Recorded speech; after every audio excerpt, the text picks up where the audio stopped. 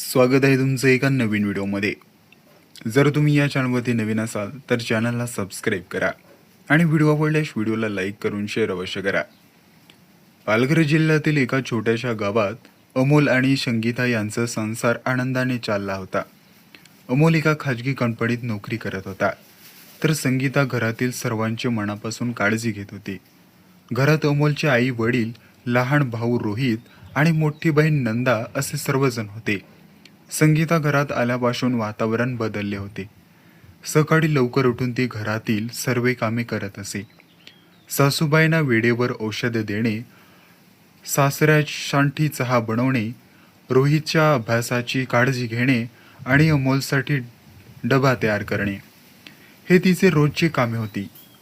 सर्वजण तिच्या स्वभावाने कौतुक करायचे। गावात सुद्धा तिची चांगली प्रतिमा निर्माण झाली होती। यामुळे नंदाच्या मनात हळूहळू मत्सर निर्माण होऊ लागला। नंदाचे लग्न जवळच्या शहरात झाले होते। ती महिन्यातून एकदा दोनदा माहेरी परत येत असे। सुरुवातीला ती संगीताशी प्रेमाने वागत होती, पण जसजसे घरातील लोक संगीताचे कौतुक करू लागले तसतशी नंदा अस्वस्थ होऊ लागली। एक दिवस नंदा माहेरी आली। दुपारच्या जेवणानंतर आई शेजारच्या काकूशी बोलत होती। आपली संगीता खूप समजूतदार आहे, काकू म्हणाले। हे ऐकताच नंदाच्या चेहऱ्यावर नाराजी दिसू लागली। त्या रात्री नंदा एकटीच बसून विचार करत होती। पूर्वी सगळे माझे कौतुक करायचे, आता घरात कुणालाच माझी आठवण येत नाही। सर्वांनी फक्त संगीताला दिले। दुसऱ्या दिवशी सकाळी तिने आईला सांगितले, आई तुला खरंच वाटत आहे का संगीता इतकी चांगली आहे का? आई आश्चर्याने म्हणाली, हो का ग? नंदा म्हणाली, आई प्रत्येक माणसाचा एक खरा आणि एक दाखवणारा चेहरा असतो।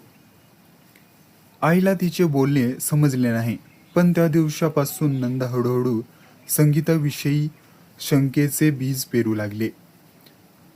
कधी ती म्हणायची की संगीता शेजाऱ्यांशी घरातील गोष्टी बोलते, कधी म्हणायची की स्वतःचेच कौतुक करून घ्यायची। सुरुवातीला आई वडिलांनी या गोष्टीकडे दुर्लक्ष केले, पण खोटे वारंवार ऐकले की ते खरे वाटू लागते। एक दिवस नंदाने आईसमोर मोठा आरोप केला, आई काल मी भावजलायाला फोन लावला होता, पण ऐकलं की ती होती की या घरात तिचं किंमत नाही। हे ऐकून आई हादरली, कारण संगीता नेहमी आनंदी दिसायची।